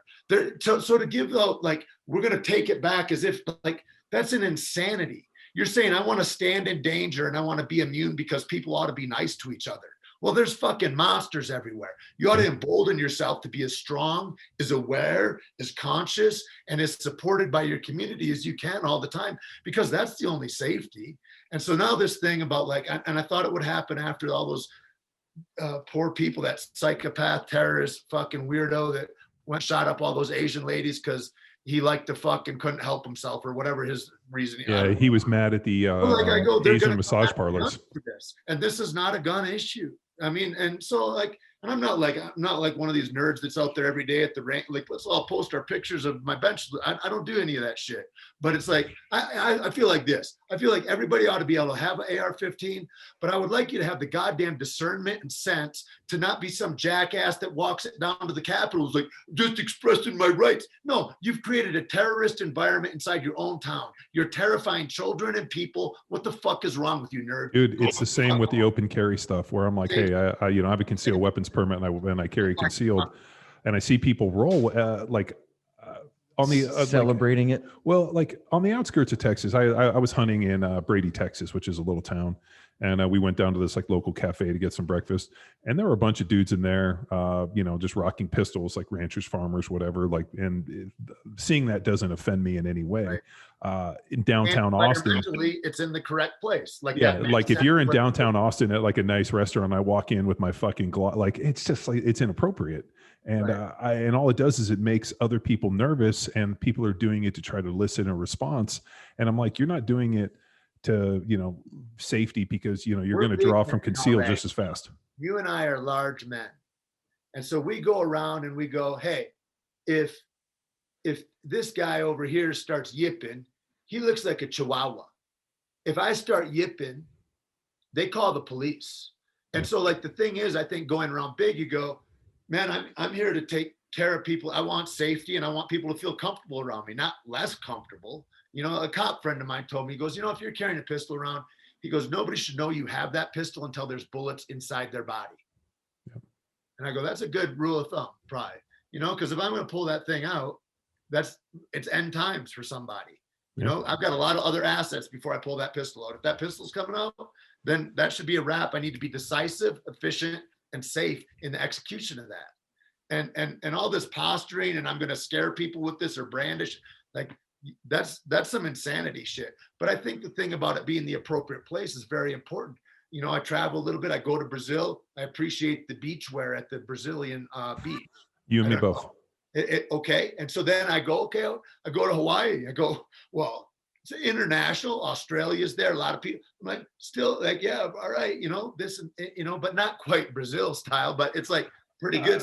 Dude, I've been to Copacabana and Ipanema Beach. And first of all, the first point we walked out and realized that like it was hilarious. We saw like a little girl was probably 6, the mom who was probably 30, who was a smoke show, mind you. And then she was with the grandma and they were all wearing the same G-string string bikini. Amazing. So like the grandma was rocking the same, like it was the weirdest thing I've ever seen. And then I realized like the dudes are, you know, it just, yeah. But the dudes are in tiny panties too. I mean, and they only know you're an American because you got board shorts on like a nerd. Yeah. Oh yeah. No, they were like, I mean, these dudes were wearing like, you know, dude, I was banana like, hammocks. Yeah. And totally. I mean, and they were all super fit. Like there was a whole little workout station like before you get out there. That's part of their macho. That banana hammock is like the dude that walks around the gym like this. I mean, there it's like, it's just normal. It's like, that's their shit. But my point is then you go to LA and you go, what are you Puritans over here, ladies? Yeah. Jesus. You know, I mean, it's just like where we're at dictates, you know, and so this idea of safety, it's like, I'm safe to different degrees in different places, man. And it's on me to be aware of that and to take myself safely. It's not upon somebody else to make sure and attune to my safety. I don't know. And because that's the only real thing there is, right? If I can't get anybody over themselves. I can't get you your own freedom. Everybody's got to crawl that their own. I mean, I've tried to help guys shave years off of a MMA experience by going, okay, you could just work at the gym. You know, I'm supporting these guys in these different ways by not making them clean the toilets and do all the shit. I ruin those people. Like there's a responsibility in allowing people to break themselves. There's a need for that to happen because otherwise when they come into tomorrow, they don't have as strong legs as they needed to carry it. And now they have to front as if they are something that they're not. And that's where you lead to the dysfunction, I think. It's like if we all could just really own our own merits and then work to get better skill acquisition, instead of thinking about like, I need somebody to make me safe, crazy. One of my ex-girlfriends was raped a long time ago, 15 years ago. Dude's getting out. She cried at every parole hearing that he ever went to. She never took jiu-jitsu class, never learned to shoot a gun. She still feels as helpless as she felt from day one. Okay, you chose to feel helpless. I believe everybody has the right to life, liberty, and the pursuit of happiness in this country. Everybody has the right to live the life that they want. The problem is, like you said, there's monsters everywhere. And if you don't prepare for those monsters and those bad people, like unfortunately the world is not a kind and gentle place. And there's people that don't think like that and are gladly to fucking ruin your day and ruin your existence. So you can either be upset about it or you realize that my ability to live life in the pursuit of happiness and for me to live my life requires a certain, I guess, activation on my part, not only physically, proficient with not only my hands, but all these other things, because that effectively gives me the freedom to live the life that I want unimpeded by fucking assholes. And because it's your goddamn duty as a citizen, like they told us way back when, right? It's my duty. It's my duty to carry myself well as a citizen, as an example. And that should be, people should feel safe around me. People should feel that there's kindness. People should feel, I mean, I get to either make people feel terrorized or I get to make them feel empowered, you know, and that's my choice as a person to make going out. And I think we all got that choice. You know, dude said one time, he was asking about being a hero. And he goes, I'm not a hero, man. There's no heroes. He goes, there's choices. And who are you going to be in this choice? And something happens and you have to make a choice. He goes, that's where heroes are in every choice, everyday choice, you know? And that's really where I look to, you know, like when you go to like, where's the first place of healing is going, where can I be helpful? You know? And your mind starts going to where you can be helpful. And then that enkindles a purpose in your heart. And I've never been more miserable than when I didn't have a purpose. So even being as sick as I've been, to be able to curate a purpose was a huge thing, to know that like, okay, I keep walking and what I'm walking towards is going to help carry somebody else along. Just the knowledge that somebody else could do it, you know? And maybe that's the starting point. I don't know. We have a guy who's been on the podcast, who's a guy up in Dallas that works with the paraplegics. Basic. Yeah. So we had a guy on the podcast, Ryan Basic, and he has a treatment center up in Dallas where he works with like paraplegics and quadriplegics and people that said, hey, they were never going to walk and, you know, confined to wheelchairs. And then he brings them in and he's got an amazing practice. So we met the guy through Cal Dietz RPR. He reached out, he came on the podcast. I started following him on like Instagram and social media. And if I ever feel sorry for myself, like, you know what, like my knee hurts or my shoulder's banged up or this, or I feel sorry for myself for all the work that I have to do or the things I can't do, I literally just click on this dude's Facebook, or like I'll see it pop up on a feed or something. And like he's over there like helping quadriplegics that haven't walked in years take like 1 inch a step, and like the excitement and the joy and like just the passion within their faces, and like how he like it's one of those things where it's like, fuck, I have nothing to ever complain about. And you know, the thing about it is, if we just live in our echo chamber where we're only surrounded by certain things, we get this woe is me, and you see this and be like, I don't even know what real fucking struggle is. I'm like, I'm bitching because I can't, you know, I got a bone stop, or I got a calcified muscle in my knee that won't let me squat below 90 on my right knee. And I'm bitching about that on this back squat because I can't get enough depth on my right side. And this dude's working with a guy who's trying to take a 1 inch step, and literally like they spend 6 months in tears and, you know, crying, you know, this whole fucking process. And I'm like, holy shit, like perspective is everything. And the problem is if we don't search for those other perspectives, or we don't surround ourselves with people, True. It's kind of like, and you know what, I'm so guilty of this. Like in the NFL, you end up living, I'm sure fighters are very similar, and actors, you end up living in this little bubble where all your friends are NFL players. So you think that everybody's an NFL player, and you live in, and you don't really deal with what we call civilians or normal people that much, unless they're your family. And, you know, you travel and you work out and you're stuck in this little bubble. So these are all your friends. And you're like, what do you mean? Not everybody benches 500 pounds. Not everybody's 6'6". Not everybody can run and do these things. And you kind of get stuck in this little echo chamber where you're surrounded by these like individuals, where everybody's kind of a, you know, a superhero in sorts. And now all of a sudden, then you get out and you see things like this and you realize like, fuck, I don't even know what struggle is when I see stuff like this. Sure.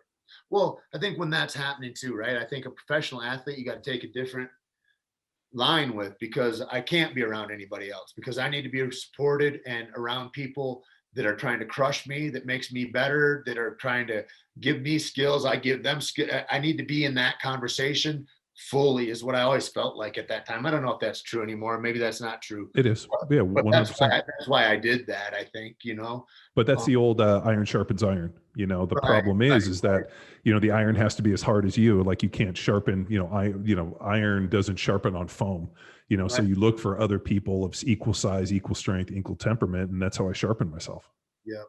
And thank God that there's those avenues for us. I mean, otherwise that's, comes out in different ways, you know. I think that whole aspect of finding that community, though, then, and being a useful asset afterwards. You're going, okay, I am this odd integer that doesn't fit into a lot of community other places. Doesn't mean that that's not even more of an asset to that community, right? And this re-engineering of myself and going, okay, who are you now? You know, because you're not running after the same things you are. Who are you now, and how do you engender that fully? Like, how do I really support that nutrition in me, especially now with this fucking new brain? Is because I go, man, what is it that if I put garbage in, I'm going to get garbage results? It's like, I mean, can I ask for a safety police for that? Can you guys stop putting garbage in the system so I don't have all this fucking garbage in my, like, I'd rather not have all the high fructose corn syrup. Can somebody save me? Please, somebody save me. Can you put the handcuffs on high fructose corn syrup? Oh, you can't? Well, maybe we should all get safe everywhere we can and think a fucking little, you know? And when we go into the other place, it's like, there's only slavery there. All this stuff, it has to be empowerment. How do you get better? Where's the first thing? You've got to get some empowerment. You got to start to grow in that place where it's like, yeah, these doctors are telling me no. because that's what they're going to tell you. The insurance company is not going to help me. They're going to tell me no. Do I stop there? At what point do I stop? And I guess that's what the brain injury, I got to a place of stopping where I want to stop myself. And I thank God at that point, when I got to that point, there was a pivot. I don't know that I could have pivoted before that. But it all comes in time. I mean, I believe in these supernatural forces of the universe too. A lot of people call God or whatever, this or that, but I think there's universal truths and laws that are in balance and are in play, that like the right things come at the right time. I've had a lot of stuff taken from me that didn't pan out, that I thought, fuck, that would have been the best thing. And it wouldn't have been. If that thing would have happened, this next thing wouldn't have happened. And so I try not to judge all that shit and just try to be, okay, God, where can I be useful and purposeful? Please help me. You know? When you were talking about junk and you went to high fructose corn syrup, I was also thinking of like mental junk and things that people do to distract them, kind of like video games or porn. Like I'll tell you this, Steve Weatherford, who we've had on the podcast, and he's, former punter and, just a super interesting cat, but he had this whole thing where he was like, I was addicted to porn, and it was this incredible distraction. And he's like, it was like opiates and porn. And he kind of went through this list of all these things that he was using as like just kind of distractions. And when you said like poison and garbage, and you talk about high fructose corn syrup, I was thinking on the other side, I'm like, media. Media, like being distracted by fucking flipping through Instagram, just looking at chicks with nice butts, which if you really want to get stuck in Instagram, all you have to do is just like get on that algorithm. Good curve on Instagram. Oh, dude, I'm like, where are all these like I'm just amazed at the amount of girls on Instagram with nice butts. And I'll tell you this, like I could probably fall into that trap for at least an hour or two. But like that's a trap. I mean, porn's a trap. Video games. I'm just thinking about like I think isn't even as deadly is the trap of like Breitbart, of the trap of Rachel Maddow, of the trap of Donald Trump or Joe Biden or whoever the fuck your flavor is. All of those people do the same thing. And the thing to listen for, the trap, like when I go, I want to have a centered view. So I read the New York Times and I read that, like, man, all I look for, everything is an op-ed now. It used to be that opinion editorials were a thing that was a certain section. Now every reporter thinks they have valuable shit to say instead of just giving us information, because that's how commerce is done. But what I listen for, how do I filter that shit? Who's blaming? Who's pointing fingers? And whenever anybody's going, well, this side and that, I go, we're playing that game. You're playing gotcha. Okay, cool. I'm not in that game. That's a child's game. You're doing 8th grade childhood, like out on the recess area type games with all of our consciousness, because people think that you're saying something valuable. And all you're doing is pointing a finger, trying to inflame. And so now I look at these guys. I used to watch like that fucking dolt bootlicker DC Drano or whatever. And I thought, I want to hear what all the crazy people are saying, and whatever, or Donald Trump Jr. All those guys do is blame. They all blame everybody. It's the same that Joe Biden does. Anybody that ever wore a t-shirt for a president, maybe never vote again. Maybe don't have kids. Because Jesus Christ, man, if you're on the side of the people that are in the highest power, that hold the trigger on all of us, you're on their side, just let me just lick your shoes off. Let me you're insane. Yeah. You've been tricked into thinking that these people are on your side and that you have any business doing anything other than holding your hand around the throat of power. And if you think that power is your friend, you should shoot yourself, because you are fucking broken. That's ridiculous.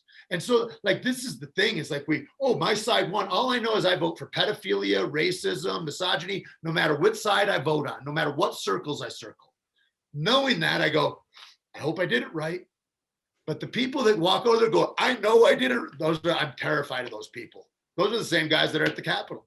Those are the same guys that are talking about, I want to turn my son into a girl. I know they're 4, but they like the color pink, so that means this. I mean, it's like we're in a crazy world.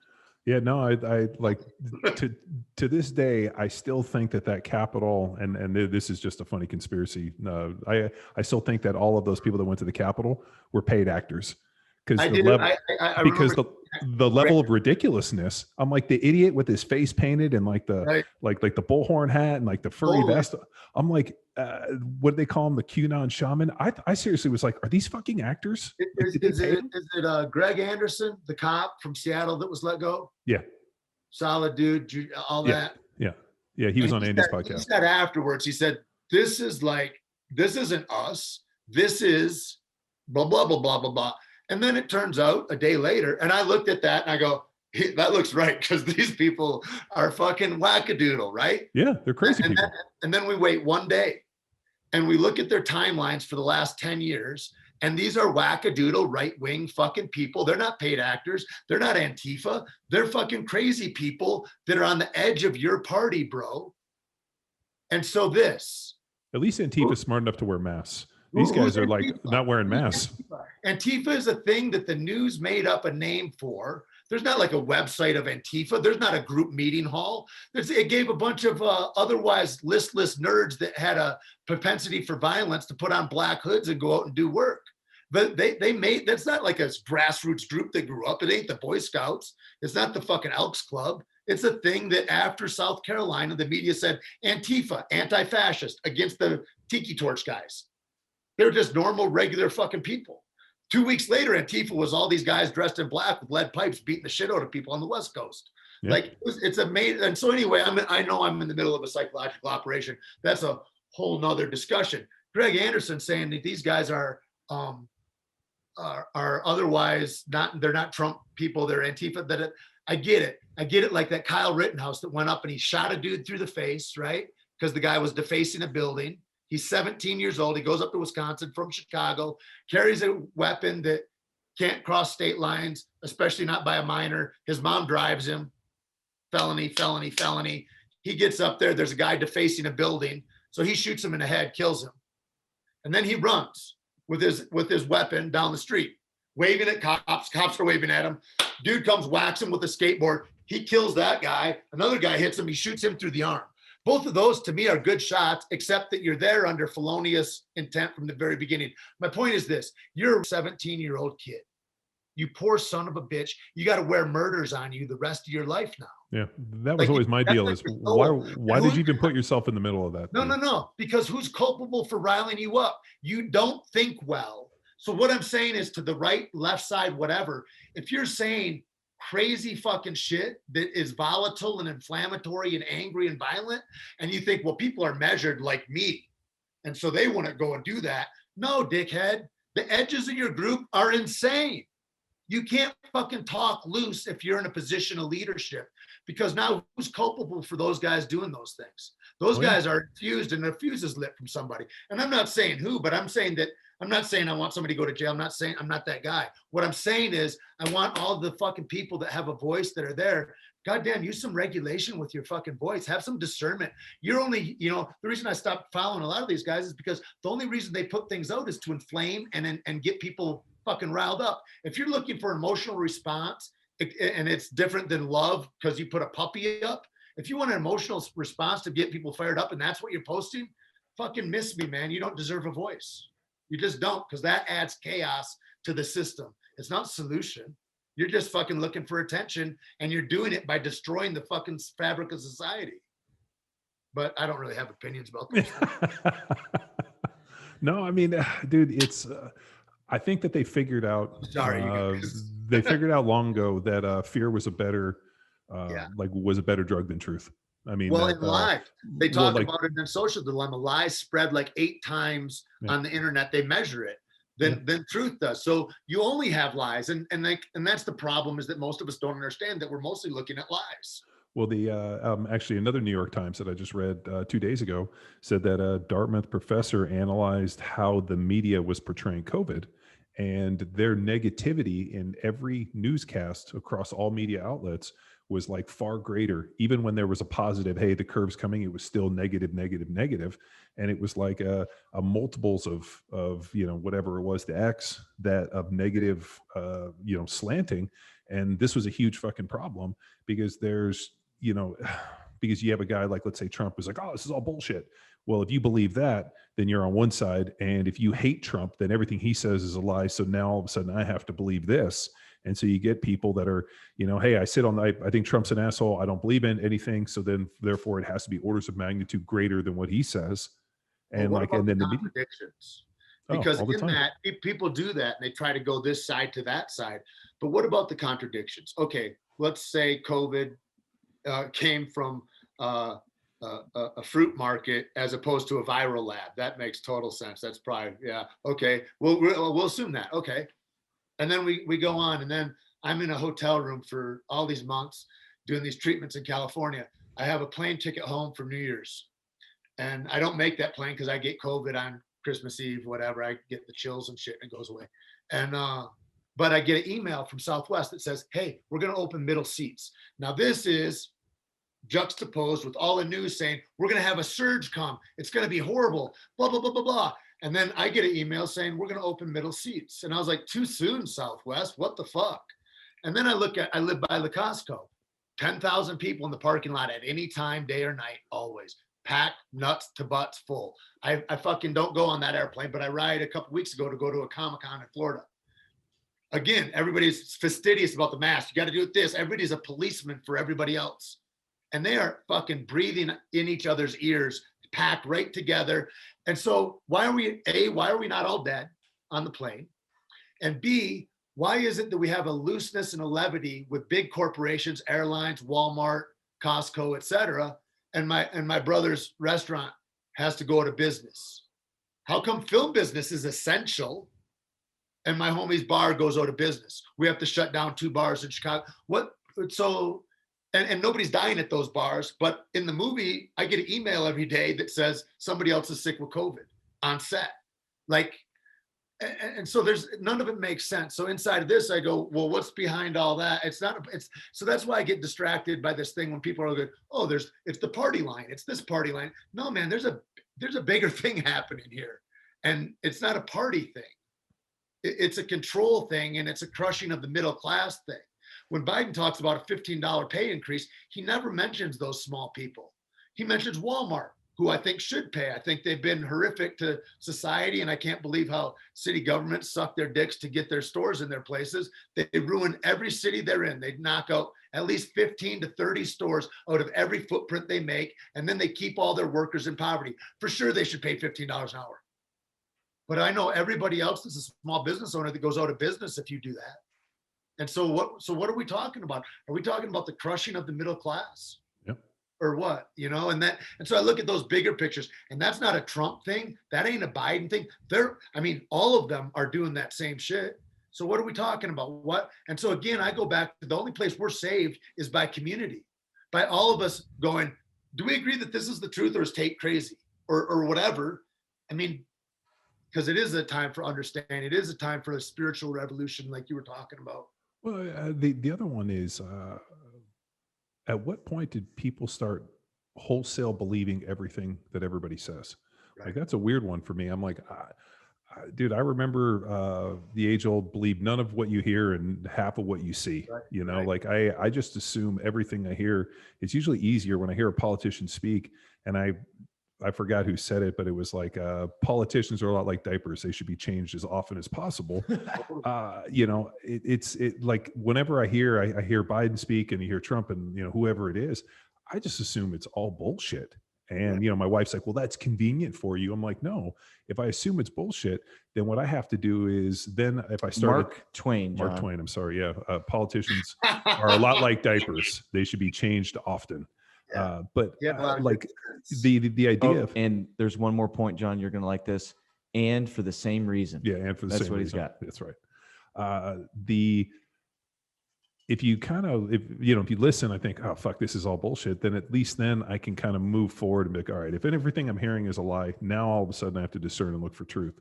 The problem is that people, have this wholesale belief in terms of like this demigod where everything that comes out of this person's mouth is accurate. And I'm like, well, none of what they're saying and their position of power, isn't it all based upon your success? Right. Like, Trump's, yeah. I've never felt like the cops or the government or I've always known they're not on my side. I've known that from the beginning. That made me not be heartbroken. I mean, I feel like all these people right now going, can't believe the government's up to something. It's like, where you guys been, man? Like, Yeah. well, weren't you a trusting soul? Well, the other one is, I'm like, didn't we get prepared for this COVID deal? Isn't this the plot of every single Mission Impossible? Right. Isn't there like some super virus that's getting released by some super villain? And Whoa, not everyone, John. 3, isn't 4, and 5. Yeah. Like, isn't there a vaccine that's going to make zombies so we can have a real Walking Dead? Dude, I like to go back to that point you said, like with the vaccines, somebody was like, hey, you need the vaccine? I'm like, no, give it to old people, give it to people. Like if we get to the very end and there's left, then give it to the healthy people. But there's people that are, they called me and my mom was dying to get it. And I don't want that really, because I don't want to get sick. But my mom wants to get it. We have the same doctor. I go, why are you guys calling me? You haven't called my mom. Call my mom. She's 74 years old. And they go, well, this is the Johnson & Johnson's. And I go, so? And she goes, well, we think the Moderna would be better for her. And I go, why is that? They go, well, it's got better efficacy. I go, the one that has no human trials that we have 4 months of results on of what it's like in a human body, that's the one that has more efficacy. Okay, if that's true also, why do you want to give me the shitty one? Like, my mother-in-law waited to get vaccinated to come see the kids. So she didn't see her kids for about 1.5 years. And so she showed up and we had a birthday party for my son who turned 5. And it was at this place called High Five that is bowling and video games and laser tag and shit. And it was the first time she had been to an event inside, like came to something inside, like we had, the kids reading pizza and shit. And in like 1.5 years. And so she like, after like 30 minutes, she just like went outside and I was like, you all right? She's like, it's a little overwhelming in this. I'm like, you've had the vaccine, you're going to be okay. But the thing is like, how do you retrain people to trust? Like we've effectively, everybody has PTSD. Well, yeah, it's this like idea that like the silent killer, like, it's so deadly, you don't even know you have it. And yet you could bring it to me and then I could die, you could bring it in the house. And, now we're distrusting of everybody. Mm-hmm. And I'm like, and, now we're going to cover their mouth, then you wear a mask, which is interesting because I always thought that the eyes were the window to the soul. But after seeing people wear masks all the time, I can't tell shit from their eyes. Right. It's tough. It's tough. And that becomes the whole. One of my buddies does jujitsu in Hermosa Beach, like in the South Bay. And he just like, he texted me. He's like, man, the chick that plays Superman or Supergirl on DC, right? On the CW, she was in his jujitsu class, but she was wearing a mask. And he like asked his sensei, he's like, hey, who was that blonde girl? And he like sent her the picture. He's like, God damn it, these masks. I can't believe I didn't recognize her. I love that show. And so he texted me about it and I was laughing on it. He's like, I can't tell shit from a mask. The eyes aren't the window to the soul. Well, and it takes an impersonal, when people are like, oh, do they have one on? Or all the judgment, all the everything. It's like there's a huge PTSD aspect of people where we got to come together. But like when you talk about the virus, I know 3 of my homeboys died of fentanyl overdoses and 3 killed themselves in this last COVID experience we've had, right? I know one person that got COVID and died. That was my homeboy's father-in-law. And that's one person removed. I don't know anybody that died of COVID, thank God. But I know that they died of these other things. But we're worried about COVID. If I saw somebody at the store with whooping cough, it looks fucking horrible. I would suck a dick to get the vaccine now. Like I would be like, I'm not having whooping cough. Yeah. COVID hasn't shown up like that in my life. I don't know if it has in y'all's life. It hasn't shown up. I haven't met anybody that's died. But then I talked to my neighbor who's diabetic and not in good shape. And she said that a friend of hers in one family lost 28 family members to COVID. Oh my Lord. So she's like Irish Catholic. What's that? That's a lot of family. That's all I'm saying.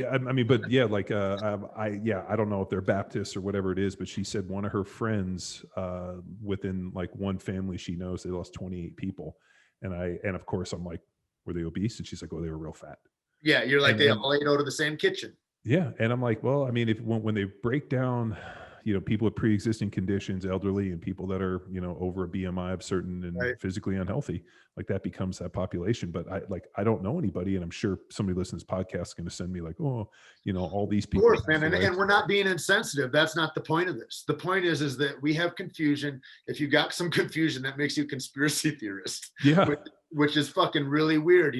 Everybody I know got sick from taking whatever virus or vaccine they took, all of them. My mom thought she was going to die. My friend fucking went blind for a couple hours. Another friend that was going to drive, couldn't drive, had to stop and get a motel right at the spot and stay there for 2 days. All this shit. But you don't see any of that public. It's like you're getting a vitamin C shot. Yeah. And it's like, just that you can't talk about the negative aspects that make anybody wonder?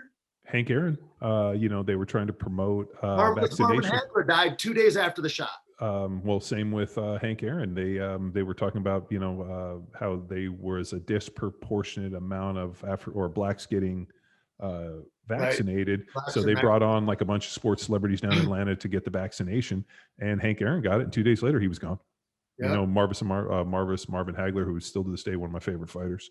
Best in the world. Yeah, I mean, dude, I remember as a little kid watching those Sugar Ray Leonard fights with him. Unbelievable. Yeah, watch him beat Sugar Ray's ass and then get robbed at the end. Yeah. I mean, dude, I remember those fights. I remember like getting a little boy watching that one. Yeah, dude, that was. I remember sitting there watching my dad and all of his friends come over, and that. I mean, dude, that's one of my early memories. But they're not. Guys, this is my first podcast in a couple years, and you all have powerful bladders. But I'm gonna need to wrap it up. Okay. Well, Tait, dude, that was one. I'm stoked to do the event in December. We're talking about mental health and concussions and all that. Like that's what we connected on yesterday. So when we get more on that event, we'll put it out on the podcast and we'll put it out, and maybe you'll come back on and we'll do a little pre-blast to try to see if we can get some people to come in and discuss it. And yeah, man, we're gonna have Joe, who's Doc Parsley's buddy, on the podcast real soon to talk about hyperbarics. Yeah, Joe Dirte. Fuck, I love him. He's a great guy. And yeah, we just saw him today, and I was like, dude, we got to get you on the podcast because that dude knows more about hyperbarics and fucking terrible hair than any person I've met. I mean, unless from the 80s. Yeah. He's stuck in the 80s. Metal hair, man's rocking it. Yeah, so we're going to have him on, but dude, it was great to connect. Always a fucking pleasure and great to recharge. I'm in the space too, and I thank you for always holding the line out there for me, brother. It really feels good to know you are. And, yeah, man, I'm always here for you. I look forward to the next stuff too. Tait, I've got a great book recommendation. I gifted John it, but Jordan Peterson's new book. It's called Beyond Order, and I'm currently in the second law that he presents, and I feel this spoke out, but it's simply imagine who you could be and then aim single-mindedly at it. Yeah. And I heard a lot of the principles in which you speak drawn from that law. It's not taking in the garbage, literally food-wise or media-wise, focusing on your community and how you can empower it both as an individual and then the groups that you can touch. So I would recommend that book, man. Deep dive into that, and I'm fortunate again, man, to meet you again, and man, look forward to it again. And I look forward to being face to face, man. I can't wait. Yeah. Any chance you're gonna make it to Summer Strong? It's May, end of May. Yeah, May 21, 22. April, May. May I could make, as far as I know right now. Yeah. So who knows? If I can, I'll come, and it'd be great. Well, you both going? Yeah, we're gonna all go. We'll get an Airbnb. If you want to crash with us, I'll get an extra room. Yeah, man. And then I'll keep that loose. But I really wanted to get there. I want to get there for Doc's birthday party too. But I think I'm going to be at work for that. But well, no problem, dude. I think about that when you say about Jordan Peterson, man. That's one of the things that being broken. I go, oh, it's not what I would like to be, right? But then I go, okay, who's a guy that 5 years older than you that you would look up to? Now start being him, start being that guy, walk towards what that guy would be like. And I like that. I'm looking for books to support that. So thanks a lot for the suggestion. Awesome. All right, Power Athlete Nation. Thank you for tuning in to another episode of the premier podcast in strength conditioning, Power Athlete Radio. Bye. Ooh. Scene. Thanks, dude. Thank you so much. really great spending the morning with you. Dude, just when I heard like the excitement and the clarity in your voice when you called me yesterday, dude, I fucking was like cloud nine because I got grinning so hard when you're like, hey, let's do this in the morning. I was like, that's right. I'm going to save this energy. Yeah, no, dude. Well, we started going down the rabbit hole and I'm like, dude, save this. Let's get on the podcast tomorrow because man, like, dude, I've gotten so many, like too many of those phone calls and it just fucking like I become like, like my kid walking on, like a broken glass where you're like scared, like I can prevent this, stop what, like that same kind of nervous feeling.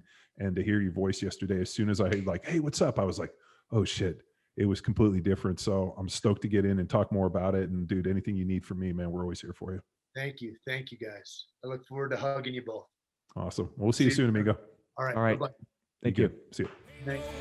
I'm going back. I'm a loaded freight train and I'm right on track. I'm smoking.